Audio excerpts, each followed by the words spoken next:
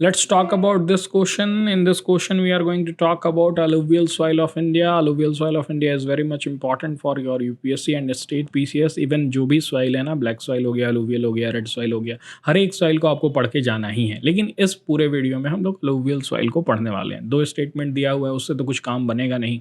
दो स्टेटमेंट क्या है, बस सिर्फ आपका टेस्ट करने के लिए. अगर आपको alluvial soil के बारे में पता है, ये क्वेश्चन सही हो जा रहा है, बहुत अच्छी बात है, आपका रिवीजन हो जा रहा है. अदरवाइज हम लोग पूरा अलुवियल सॉइल को ही पढ़ने वाले हैं, ठीक है. और एनसीईआरटी अगर आपका कंप्लीट है, क्योंकि एनसीईआरटी से ही क्वेश्चन बनाए हुए हैं, एनसीईआरटी को ही हम लोग पढ़ने वाले हैं, तो बहुत अच्छा रहेगा. आपका एग्जाम से पहले जो प्रीलिम्स आ रहा है उससे पहले आपका रिवीजन भी हो जाएगा. ओके, तो क्वेश्चन देख लीजिए, कमेंट सेक्शन में आंसर कर दीजिए. आंसर तो मैं लास्ट में दूंगा जब सारा समझा दूंगा. तो ओके, तो पहले क्या है, they are depositional soil transported and deposited by river and stream. Simple मतलब यही है कि ये जो सॉइल है उसे रिवर क्या करती हैं, ट्रांसपोर्ट करके ला करके जमा कर देती हैं. That's why this is called depositional soil. The second question is they are generally rich in phosphorus but poor in potash and nitrogen. Okay, ये नाइट्रोजन होगा, नाइट्रोजन, ठीक है. अब सिंपल सा क्या है क्वेश्चन, ये जो रहता है ना कि कौन सा मिनरल है जो उसमें, कौन सा सॉइल में रिच है, किस में डेफिशिएंट है, ये थोड़ा सा याद करने में प्रॉब्लम होती है, क्योंकि याद नहीं रहता है ना कि कौन सा मिनरल किस में ज़्यादा है, ठीक है. तो क्या करना है, आपको एक टेबल बना लेना है. टेबल बनाइए, टेबल में क्या करिए, सॉइल के नेम लिख दीजिए, कौन सा मिनरल किस में मिलते हैं, किस में वो डिफिशिएंट है, ह्यूमस किस में मिलता है, किस में नहीं मिलता है, उस तरह से आप टेबल बना लीजिए. और एग्जाम से पहले थोड़ा सा देख लीजिएगा, क्योंकि ये चीज़ जो है वो भूल जाते हैं बच्चे. ऐसा नहीं है बहुत हार्ड है, बट क्या है ना कि किस में क्या है. पोटास फॉस्फोरस सुनने में एक ही टाइप लग रहा है, हालांकि अगर थोड़ा सा इंडेप्थ में जाइएगा कि फॉस्फोरस का क्या यूज़ होता है, पोटास का क्या यूज़ होता है, नाइट्रोजन का क्या यूज़ होता है, तो आप समझ जाएंगे. लेकिन उसमें समय लगेगा. आप वैसे भी कर सकते हैं, क्योंकि मैं अभी डिस्कस करूंगा कि फॉस्फोरस, पोटास और नाइट्रोजन जो है वो क्यों इंपॉर्टेंट है, ठीक है.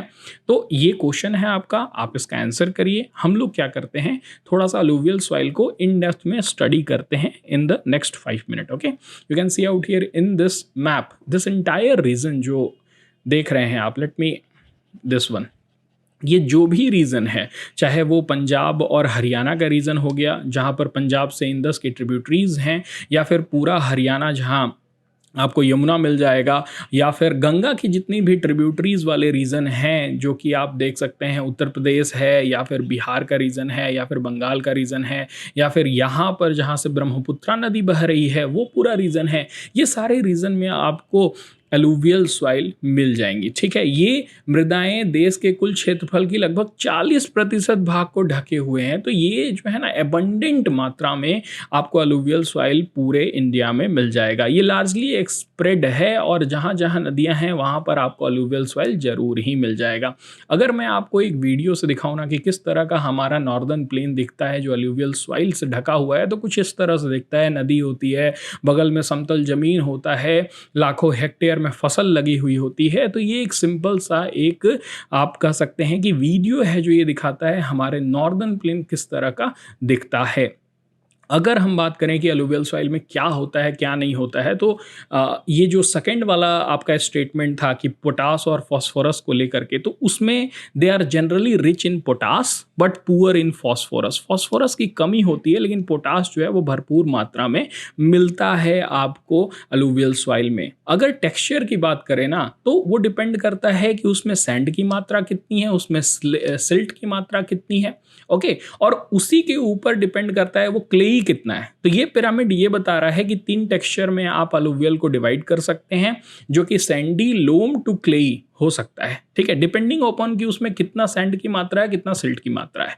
ओके, अगर मैं आपको एक ये फोटो से समझाने की कोशिश करूं कि किस तरह का वो दिखता है, तो कुछ इस तरह से आप देख सकते हैं.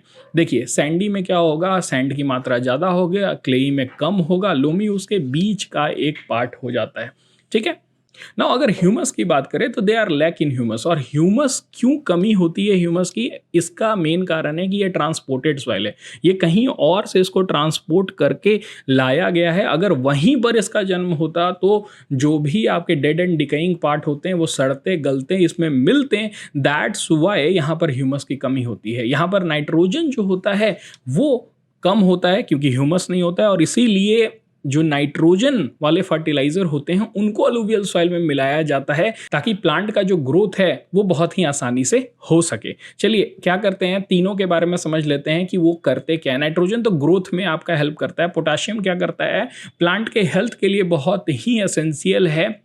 गुड ग्रोथ को पोटासियम भी क्या करता है, हेल्प करता है। When the potassium supply is limited, plant का जो यील्ड है वो रिड्यूस होता है, प्लांट का जो यील्ड का क्वालिटी होता है वो बहुत कम हो जाता है। और अगर पोटासियम अच्छी मात्रा में रहेगा तो उसे उतनी वाटर की भी ज़रूरत नहीं रहेगी और वो पेस्ट और डिजीज डैमेज से भी बच पाएगा। अगर फास्फोरस की बात करें तो वो भी ग्रोथ के लिए ही काम होता है, लेकिन उसके साथ साथ जो भी आपके प्लांट के टिश्यूज और सेल जिसको आपको क्या करना है, रिपेयर होना रहता है, उसमें मदद करता है। और जो जेनेटिक बिल्डिंग ब्लॉक होता है ना, जो डीएनए होता है, आरएनए होता है, उसका भी प्रोडक्शन फास्फोरस से बहुत ही ईजिली हो पाता है। जो भी आपका बैलेंस करने के लिए विटामिन चाहिए, मिनरल चाहिए, विटामिन डी चाहिए, आयोडीन, मैग्नीशियम, जिंक, ये सब फास्फोरस से मिल जाते हैं। तो हर एक ऑर्गेनिज्म को फास्फोरस की जरूरत रहती ही रहती है, जो कि कमी होती है अलुवियल सॉइल में। So this point is very much important. यहाँ से क्या हो सकता है, आपका एक क्वेश्चन आ सकता है, थोड़ा सा कॉम्प्लिकेटेड है और ऑफ कोर्स यूपीएससी इस तरह के क्वेश्चन जो होता है वो जरूर पूछता है। नाउ अगर क्रॉस सेक्शनल व्यू देखें तो ये भी एक इम्पॉर्टेंट हो जाता है, यहाँ से भी क्वेश्चन बन सकता है। अगर आप हिमालय का क्रॉस सेक्शनल व्यू देखेंगे तो सबसे पहले आपको क्या मिल जाएगा, ग्रेटर हिमालय मिल जाएगा, उसके बाद मिडिल हिमालय मिल जाएगा, फिर सबसे नीचे शिवालिक मिल जाएगा, और उसके बाद फिर ये जो बोल्डर्स देख रहे हैं ना, वो रीजन है जिसको कहते हैं भब्बर का रीजन। और उसके बाद फिर देखिए भब्बर का रीजन में क्या होता है ना कि जो नदियाँ बह के आती हैं हिमालय से वो कहीं ना कहीं गायब हो जाती हैं, क्योंकि ऊपर इतने बड़े बड़े बोल्डर्स होते हैं।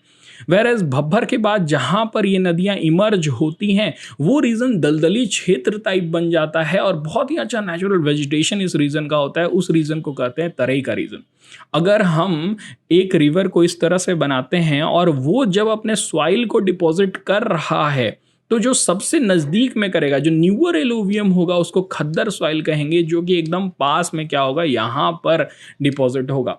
वेयर एज जो दूर में ओल्डर एलुवियम जो है वो थोड़ा सा दूर में क्या होगा, डिपॉजिट होगा, वो पुराना होगा। ठीक है, तो इस तरह से अलुवियल सॉइल को दो पार्ट में भी डिवाइड कर सकते हैं, खद्दर सॉइल एंड भांगर सॉइल।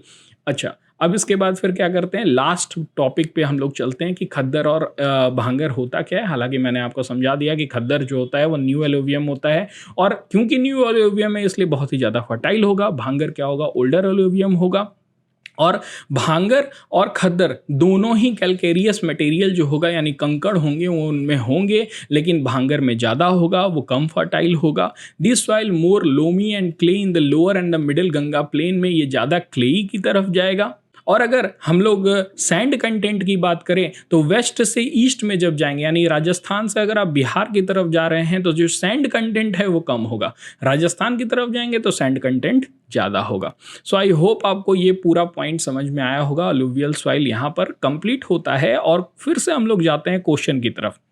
क्वेश्चन क्या बोल रहा था, क्वेश्चन बोल रहा था कि दे आर डेपोजिशनल सॉइल। तो मैंने बताया, अभी 2-3 बार बताया कि रिवर जो होती है वो अलुवियल सॉइल को लेकर के आती है और जमा करती है। जो खद्दर और भंगर हैं वो एक बहुत ही अच्छी तरह से शो कर रहे हैं कि अलुवियल सॉइल जो है वो डिपोजिशनल सॉइल है। जो नज़दीक में डिपॉजिट होते हैं वो खद्दर हैं, जो भांगर सॉइल है वो ओल्डर अलुवियम है, वो कभी डिपॉजिट किए गए होंगे। सो दैट्स हाउ ये प्रूफ होता है कि ये जो रिवर और स्ट्रीम है ना वो क्या करते हैं, अलुवियल सॉइल को डिपॉजिट करते हैं। अगर मैं आपका मिनरल्स की बात करें, फॉस्फोरस और पोटास की बात करें, तो नाइट्रोजन तो मैंने बोल दिया कि कमी होती है। उसके साथ साथ मैंने ये भी बताया कि पोटास की कमी नहीं होती है, पोटास में रिच होता है और फॉस्फोरस जो होता है उसमें कमी होती है। So that's why second statement जो है वो रॉन्ग है, पहला सही है। 1 only would be the correct answer, और जिसने भी सही किया होगा उसका निकल सकता है ऑफ कोर्स। तो इसी तरह के वीडियोस आते रहेंगे। अगर आपको इस तरह के वीडियोस चाहिए टॉपिक वाइज तो आप इस चैनल को सब्सक्राइब करिए, और बहुत सारे वीडियोस आएंगे आपके यूपीएससी प्रीलिम्स से पहले तक, तो आप बने रहिए इसमें। That's it for this video, thank you.